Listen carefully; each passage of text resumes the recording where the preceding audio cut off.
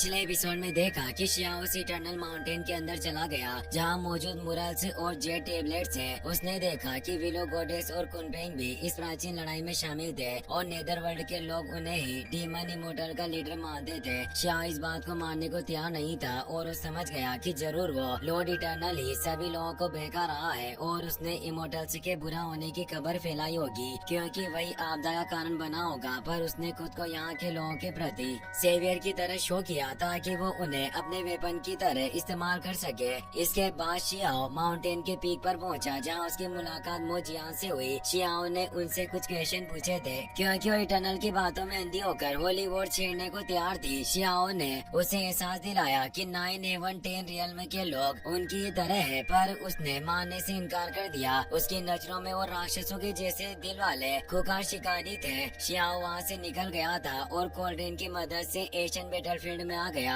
Xiao Asian कोल्ड्रेन से कहता है कि अगर उस नेदर वर्ल्ड का स्पेस नोड टूटा हुआ नहीं हो तो क्या इससे वहाँ के लोग हमारे 9/10 अर्थ में घुसपैठ कर सकते हैं। तभी उसमें से मास्टर की आवाज आती है कि वो स्पेस नोड अब एग्जिस्ट नहीं करता। इसी के साथ वो स्पेस नोड खत्म हो गया और शियाओ को एहसास होता है कि उस स्पेस नोड के खत्म होने से उसकी वो सभी यादें फीकी पड़ रही थी, यानी वो दिन जो उसने नेदर वर्ल्ड में गुजारे थे उनकी याद धुंधली होती जा रही थी। और ये सब कॉज एंड इफेक्ट की वजह से था क्योंकि वो स्पेस नोड नष्ट हो गया जिससे उसने ज्यादातर उसकी यादों को मिटा दिया। इससे शियाओ को तेज दर्द का अनुभव करना पड़ा। वो सोचता है कि अगर दूसरे जगह जाने पर याददाश्त को मिटाया जा सकता है तो हो सकता है कि उस नेदर वर्ल्ड के लोगों की भी यादों को मिटा दिया गया हो और उन्हें वो झूठी अफवाहें सुनाई गई होगी और वो सभी लोग इतने भ्रमित हैं। अब वो कोल्ड्रोन अलविदा कहकर वहाँ से चली जाती है। शियाओ एशियन बैटलफील्ड पर आगे बढ़ना जारी कर देता है और सोचता है कि उन नेदर वर्ल्ड के लोगों ने वॉर को डिक्लेयर कर दिया जिससे जल्दी एक बड़ा युद्ध छिड़ जाएगा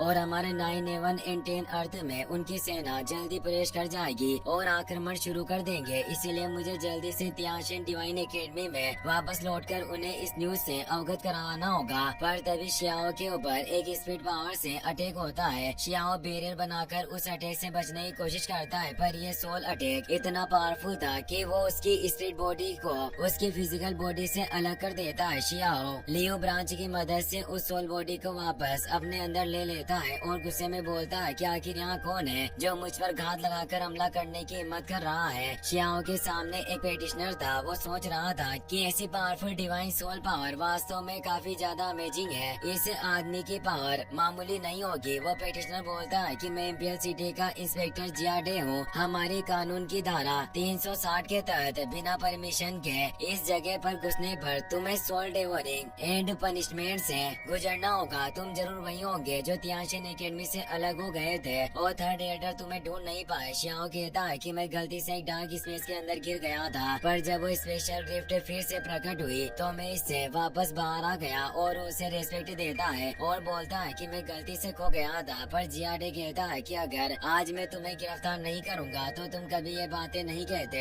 पर मैंने जब तुम्हारी प्रीमोडियल सोल की खोज की तो मुझे पता चला कि तुम मुझसे झूठ बोल रहे हो। शियाओ कहता है कि तुमने पहले मुझ पर घात लगाकर हमला किया और बिना परमिशन के मेरी सोल सर्चिंग की। लगता है कि एल्डर आप मेरा अपमान कर रहे हो और आपने अपनी हद पार कर ली है। ये कहकर अपने ओरा को फैलाने लग जाता है। इंस्पेक्टर जियाडे कहता है कि ये सब मेरे कानूनों के रूल्स को फॉलो करके ही मैं कर रहा हूँ और वो शियाओ पर वापस से एक पावरफुल स्पीड अटैक करता है। शियाओ एक डिवाइन रूल को एक्टिवेट करके बोलता है कि तुम इस तरह के अहंकार के साथ लोगों को बुली करते हो और खुद को इंपिरियल सिटी का एक गार्डियन बताते हो। वास्तव में तुम इस पद के लायक नहीं हो। शियाओ ने अपने थंडर कोड आर्मर को एक्टिवेट कर लिया था। मैं इस तरह का अपमान कभी सहन नहीं कर सकता और वो थंडर स्केल की मदद से उस पर अटैक करता है। जियाडे उस थंडर एम्पर आर्मर को देखकर हैरान होता है क्योंकि उसकी थंडर एम्पर से पुरानी दुश्मनी थी। शियाओ के फेंके गए स्पेल से एक ड्रैगन एक्टिवेट होता है, पर जियाडे की पावर काफी ज्यादा होने से वो उस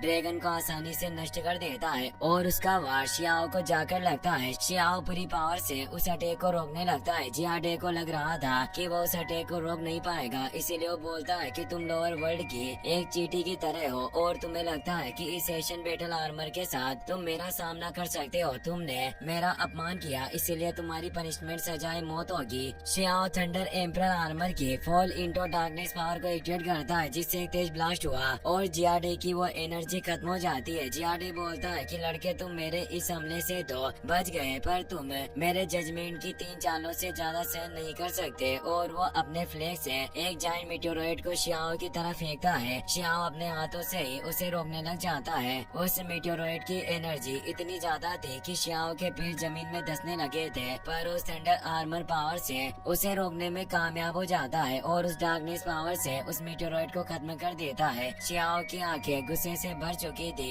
वो बोलता है कि तुम अपनी पावर का दुरुपयोग कर रहे हो और क्या मेरा प्रतिरोध अपराध है जो तुम मुझे मारना चाहते हो। जियाडे बोलता है कि तुम्हें मेरा आभारी होना चाहिए कि मैं तुम्हें मरने के बाद तुम्हारी लाश को बरकरार रखने को तैयार हूँ। शियाओ कहता है कि अगर तुम लड़ना चाहते हो तो मैं अंत तक तुम्हारा साथ दूंगा। जियाडे अपने युआन लियांग तियान बाओ टेक्निक 10,000 एंड डेवरिंग सोल्स को एक्टिवेट कर देता है, पर तभी वहाँ एक और पेटिशनर आ जाता है जो अपनी पावर से जियाडे की पावर को रोक देता है और बोलता है कि क्या तुम पहले की तरह ही इस थंडर एम्पर आर्मर को अंधेरे में वापस धकेलना चाहते हो। उस सेकंड पेटिशनर ने एक हाथ में ही उस हमले को रोक दिया था। ये एम्पर पास का कंट्रोल मास्टर था जिसका नाम मोल्ड में शियोन होता है। जियाडे बोलता है कि मैं कानूनों के अनुसार ही लोगों पर सजा लागू करता हूँ, फिर तुम दूसरे लोगों के इस मामले में क्यों इंटरफेयर कर रहे हो। शियोन कहता है कि उस समय भी तुम थंडर एम्पर को दुश्मन मानते थे क्योंकि वो काफी स्ट्रॉन्ग था, इसके चलते तुमने कई सारे जीनियस लोगों को मार दिया और थंडर एम्पर आर्मर भी डार्कनेस में गिर चुका था, जिससे अब दूसरे रियल में इतने स्ट्रॉन्ग हो चुके हैं कि वो कभी भी हम पर हमला कर सकते हैं, जिसकी वजह से हमारे 9 एवं 10 अर्थ में पहले से ही शियाओ जैसे टैलेंटेड लोगों की काफी कमी है, फिर भी तुम इसे खत्म करके अपनी वही गलती दोबारा दोहराना चाहते हो। शियाओ भी सोच रहा था कि जियाडे का स्वभाव प्राचीन समय से ऐसा ही है और मैं पहला नहीं हूँ जिसके साथ इसने इस तरह का बर्ताव किया। जियाडे शियोन से बोलता है कि संदिग्ध लोगों की जांच करना मेरा काम है, तुम इसीलिए मेरे ऊपर आरोप लगा रहे हो क्योंकि कुछ जूनियर स्किल्स के चलते खो गए थे। शियोन बोलते हैं कि तुम अपनी इस हाई पावर और पोजीशन का इस्तेमाल लोगों को धमकाने और बुली करने के लिए करते हो और ये सब तुम्हारी थंडर एम्पर के साथ व्यक्तिगत दुश्मनी की वजह से है। जियाडे कहता है कि कानून 470 के तहत सीनियर के साथ बदतमीजी से बात करने पर हेवनली लाइटनिंग पनिशमेंट दी जाती है और वो शियाओ पर अटैक करने लगा, पर शियोन उसे रोक लेता है और अब उन दोनों के बीच फाइट स्टार्ट हो जाती है। पर शियोन भी काफी पावरफुल थे जिससे जियाडे उन्हें हरा नहीं पाता, पर वो कहता है कि थंडर एम्पर आर्मर सिर्फ एक टूटा हुआ कवच के अलावा और कुछ नहीं, अगर हम साथ मिल जाएं तो हम इस आर्मर को रिफाइन कर सकते हैं और इस समस्या को जड़ से पूरी तरीके से खत्म कर सकते हैं। शियोन कहते हैं कि तुम अच्छी तरह से जानते हो इस आर्मर को रिफाइन करने से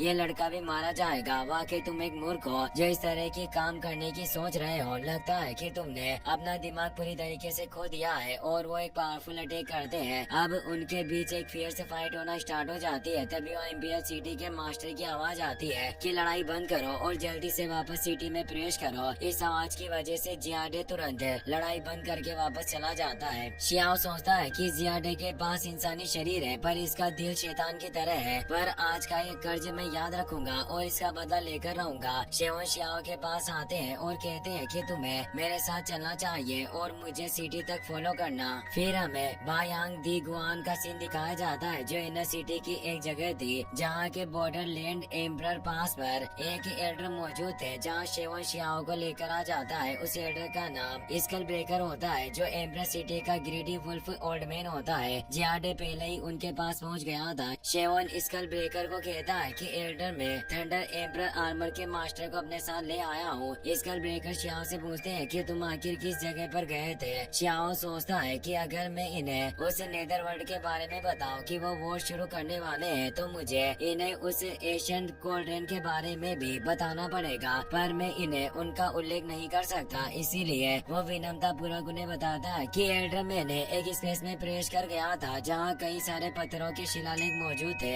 जिसमें एक रहस्यमय दुनिया और इमोर्टल बीइंग के रिकॉर्ड थे। एल्डर कहते हैं कि बहुत अच्छा हुआ कि तुम दूसरे रियल्म के इमोर्टल बीइंग के दौरान नष्ट नहीं हुए और तुम्हें किसी एलियन ने अपने कब्जे में नहीं किया, जिससे ये थंडर एम्पर आर्मर को डार्कनेस से बचाया जा सका। और अब हमारे पास एक और काबिल योद्धा है। जियाडे गुस्से में कहता है कि तुमने मुझे ये सब क्यों नहीं कहा था। शियाओ भी गुस्से में कहता है कि तुम अब त्रुटियां निकाल रहे हो, उस वक्त लगातार तुम मुझे धमका रहे थे, फिर आखिर में तुम्हें विस्तार से सब कैसे बता। जियाडे कहता है कि तुम्हारी जीवन काफी तेज चलती है, इसे मैं काट दूंगा और और वो शियाओ पर पावरफुल अटैक करता है। स्कल ब्रदर को काफी गुस्सा आता है और वो बोलता है कि बस अब काफी हो गया, तुम हद से आगे निकल चुके हो। और वो अपने जाइंट पाम को एक्टिवेट करके जियाडे पर तेज प्रेशर डालने लगता है। जियाडे इसका सामना नहीं कर पाता और वो एक मेंढक के रूप में परिवर्तित हो जाता है। एड्रो से कहते हैं कि जियाडे, तुम अपने व्यक्तिगत बदले के चलते अंधे हो गए और अपने अंदर छिपे शैतान को जगा रहे थे, इसीलिए अब मैं तुम्हें एकांत में ध्यान लगाने की सजा देता हूँ। जब तक तुम अपनी गलतियों को पहचान नहीं लेते, मैं तुम्हारे